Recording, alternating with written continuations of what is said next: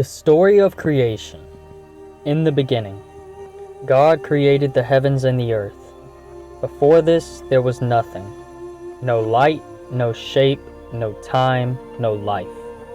The earth was empty and formless, covered by deep waters and total darkness. But the Spirit of God moved over the surface of the waters, silently preparing for what was to come. This shows that creation began not from chaos alone, but from divine intention. God's Spirit was already active, ready to transform emptiness into something meaningful. Then God said, "Let there be light," and at His command, light came into existence. It shone across the darkness, revealing the first contrast in creation. God saw that the light was good and separated it from the darkness. He called the light day and the darkness night. This was the first day, the very beginning of time itself. From this point on, there would be evening and morning, cycles of light and darkness. This act shows God bringing order where there had been none, creating rhythm and distinction.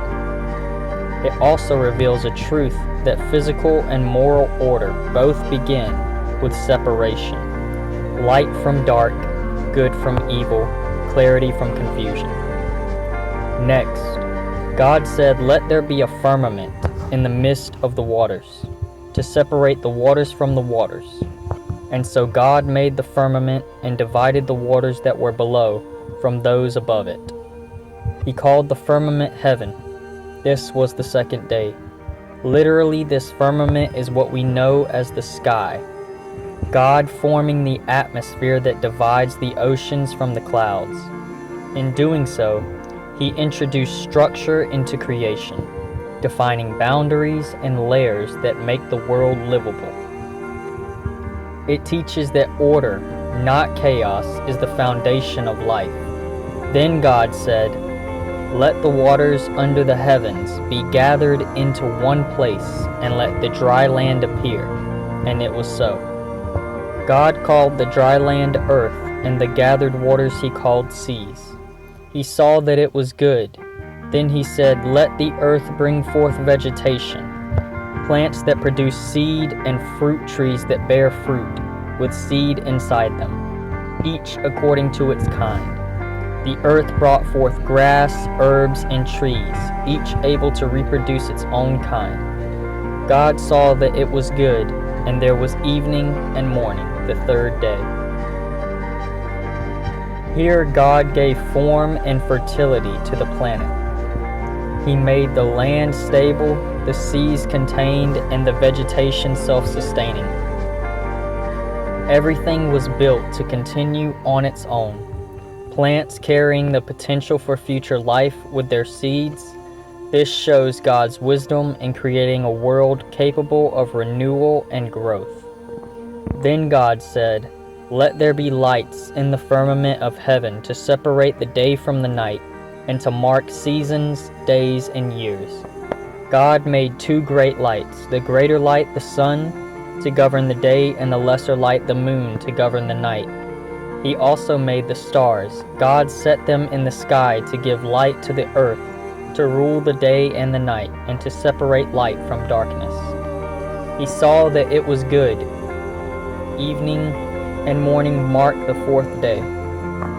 This was when, as humanity would know it, became measurable. The sun, moon, and stars were not gods as many ancient cultures believed. They were created things, tools to serve humanity and mark order in creation. The heavens now held beauty and function, both reflecting God's design.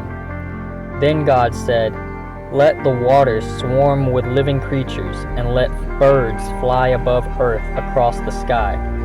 So God created the great sea creatures and every kind of living thing that moves in the water, and every kind of bird that flies. God saw that it was good, and He blessed them, saying, "Be fruitful and multiply, and fill the waters in the seas, and let birds multiply on earth." There was evening and morning, the fifth day. This marks the first appearance of living beings that move and breathe. The world began to fill with life, movement in the seas, and songs in the skies. God's blessing upon them, commanding them to multiply, shows that life itself is sacred and meant to flourish. He designed creation to expand and self-sustain itself. Then God said, "Let the earth bring forth living creatures according to their kinds, livestock, creeping things, and wild animals," and it was so. God made every animal of the earth, each after its kind, and saw that it was good. Then God said, "Let us make man in our image, after our likeness, and let them have dominion over the fish, the birds, the livestock, and all the earth." So God created mankind in his own image. Male and female he created them. He blessed them and said, "Be fruitful and multiply. Fill the earth and subdue it, and rule over every living thing that moves on the earth." God also said, "I have given you every seed-bearing plant and every fruit tree for food, and to every beast and bird I have given green plants for food." And it was so. God saw all that he had made, and it was very good. Evening and morning marked the sixth day. This is the height of creation. Humanity made in the image of God, to be made in his image, means that humans carry intelligence, moral will, and creative power, reflecting God's nature in miniature. Humanity was given authority over the earth, but not as a tyrant, rather as a caretaker, responsible for sustaining the harmony of God's world. When God saw it all together, land, sea, sky, life, and mankind, it was no longer just good, but very good. Creation was complete.